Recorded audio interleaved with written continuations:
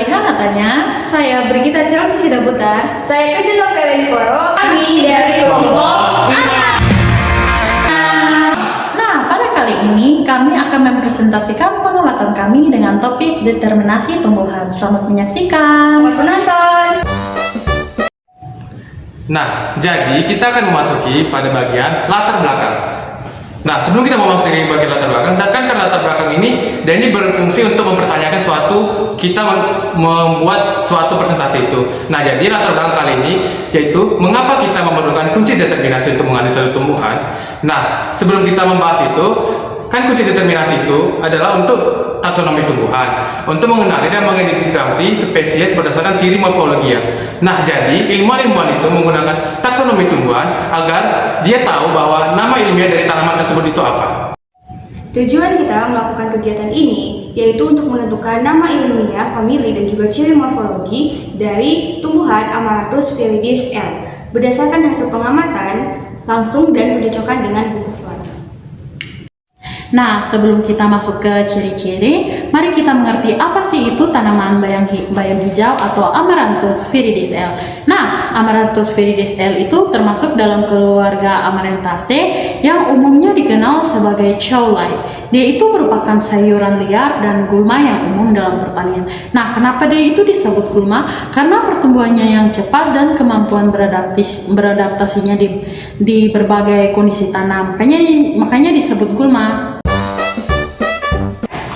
Nah, berdasarkan hasil pengamatan kami terkait dengan tumbuhan yang kami dapatkan menggunakan buku flora, kami mendapatkan tumbuhan yang kami dapatkan bernama Amaranthrus viridis L, yang dimana proses mencarinya itu seperti ini.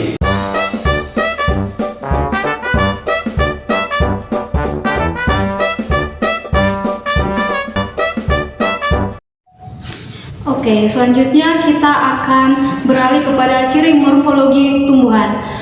Jadi, morfologi ini adalah bentuk keluar tumbuhan yang dapat kita amati seperti daun, akar, batang, dan bunga. Kita pertama melihat ciri-cirinya melalui daun. Yang pertama, tumbuhan Amaranthrus viridis L ini daunnya memiliki ciri-ciri. Yang pertama, daun yang memanjat dan tidak memiliki alat pembelit. Maksud dari tidak memiliki alat pembelit di sini adalah dia dapat tumbuh sendiri tanpa bantuan dari tumbuhan lain. Yang kedua, berdaun tunggal dan tidak menyirip rangkap. Yang ketiga, daun tidak berbentuk jarum tetapi bundar telur memanjang. Yang kedua, kita melihat ciri morfologinya dari bunga. Dalam tumbuhan Amaranthrus viridis L ini, bunganya tidak dalam bongkol dengan daun pembalut. Jadi, dia bunganya seperti dalam bulir-bulir padat. Yang kedua, bunga beraturan dan tak bertaji. Maksud dari ciri morfologi tak bertaji ini adalah seperti bunganya tidak berkelopak seperti bunga matahari. Selanjutnya kita melihat dari ciri morfologi akar, yaitu ciri morfologinya adalah memiliki akar serabut yang membuat tanaman mudah berakar. Maksud dari mudah berakar ini adalah karena tumbuhan Amaranthrus viridis L ini memiliki akar serabut ini memudahkan untuk mencari zat-zat hara dalam tanah. Yang keempat itu kita lihat dari ciri morfologi batang. Jadi tumbuhan Amaranthrus viridis L ini batangnya tidak berduri tempel. Maksud dari sini di batangnya tidak ada duri-duri gitu sehingga kita dapat menyentuhnya. Jadi ini adalah ciri morfologi dari tumbuhan Amaranthrus viridis L.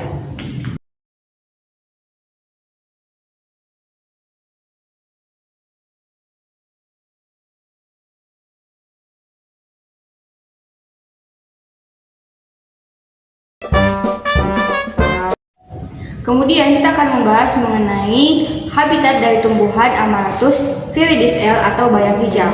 Nah, tumbuhan ini itu tumbuh secara liar. Nah, bisa ditemukan pada tanah terlantar, lahan pertanian, pinggiran sungai, dan juga padang rumput. Serta bisa tumbuh pada dataran rendah dan juga dataran tinggi. Makanya tumbuhan itu bisa kita lihat di berbagai lokasi-lokasi rumah kita, dan tumbuhan ini tuh biasanya kita lihat itu kayak seperti rumput.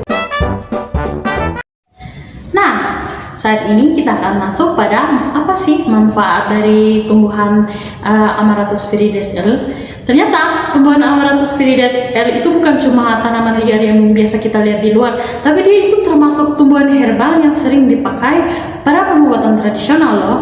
Nah, tanpa kita tahu ternyata seluruh bagian tanaman ini bisa dimakan untuk membantu mengurangi rasa sakit saat melahirkan. Daunnya yang sudah ditumbuk juga biasanya dipakai untuk mengobati masalah kulit seperti eksim, ruam, dan psoriasis. Tanaman ini baik dalam bentuk segar maupun kering, dikenal punya efek sebagai produk kencing dan pencahar, serta bisa membantu meredakan gangguan pernapasan, masalah pada mata, dan asma. Selain itu, tanaman ini juga berguna untuk mengurangi rasa nyeri dan demam.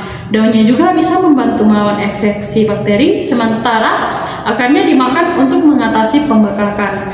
Daunnya itu juga bisa dikunyah untuk mengobati infeksi jamur. Jadi keseluruhan dari tanaman ini bisa digunakan untuk obat-obatan verbal dan berbagai penyakit.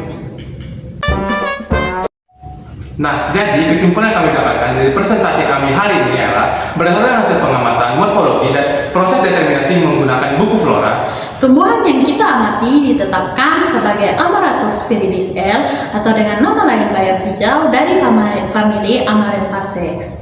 Jadi, tumbuhan ini memiliki ciri khas herba tegak berbatang hijau, daun tunggal bertangkai panjang, dan bunga kecil berwarna hijau dalam bulir padat. Oleh sebab itu, tumbuhan yang kami dapatkan sudah sesuai dengan buku flora.